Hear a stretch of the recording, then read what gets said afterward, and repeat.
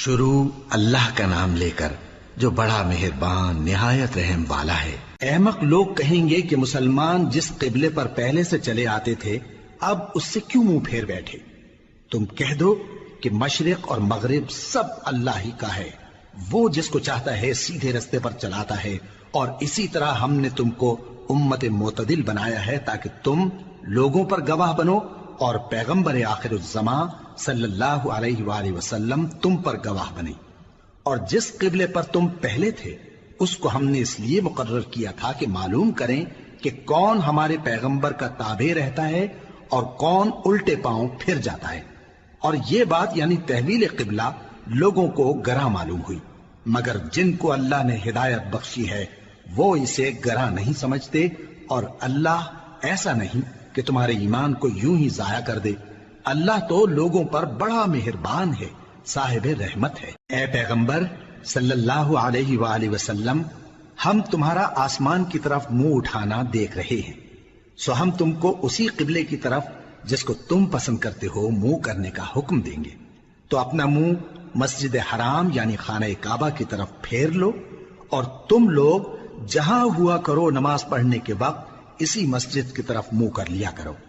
اور جن لوگوں کو کتاب دی گئی ہے وہ خوب جانتے ہیں کہ یہ نیا قبلہ ان کے پروردگار کی طرف سے حق ہے، اور جو کام یہ لوگ کرتے ہیں اللہ ان سے بے خبر نہیں۔ اور اگر تم ان اہل کتاب کے پاس تمام نشانیاں بھی لے کر آؤ تو بھی یہ تمہارے قبلے کی پیروی نہ کریں، اور تم بھی ان کے قبلے کی پیروی کرنے والے نہیں ہو، اور ان میں سے بھی بعض کے قبلے کے پیرو نہیں۔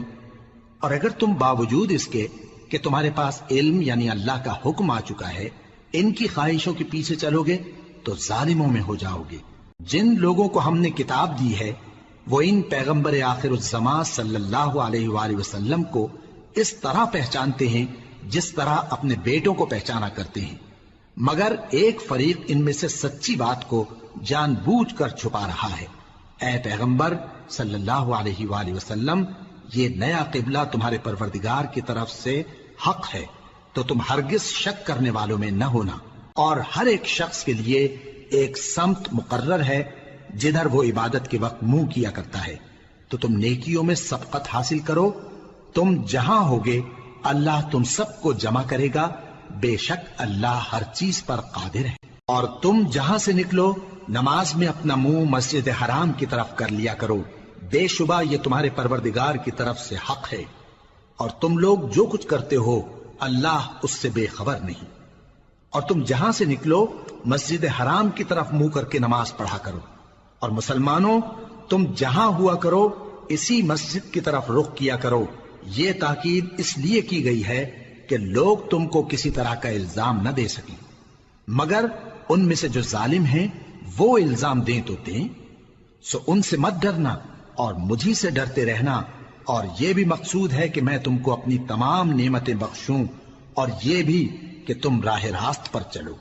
جس طرح من جملہ اور نعمتوں کے ہم نے تمہیں میں سے ایک رسول بھیجے ہیں جو تم کو ہماری آیتیں پڑھ پڑھ کر سناتے اور تمہیں پاک بناتے، اور کتاب یعنی قرآن اور دانائی سکھاتے ہیں، اور ایسی باتیں بتاتے ہیں جو تم پہلے نہیں جانتے تھے۔ سو تم مجھے یاد کیا کرو، میں تمہیں یاد کیا کروں گا، اور میرا احسان مانتے رہنا اور میری ناشکری نہ کرنا۔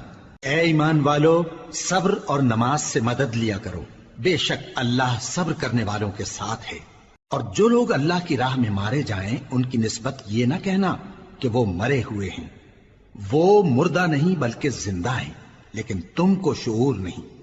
اور ہم کسی قدر خوف اور بھوک اور مال اور جانوں اور میووں کے نقصان سے تمہاری آزمائش کریں گے، اور صبر کرنے والوں کو بشارت سنا دو کہ ان لوگوں پر جب کوئی مصیبت واقع ہوتی ہے تو کہتے ہیں کہ ہم اللہ ہی کا مال ہیں اور اسی کی طرف لوٹ کر جانے والے ہیں۔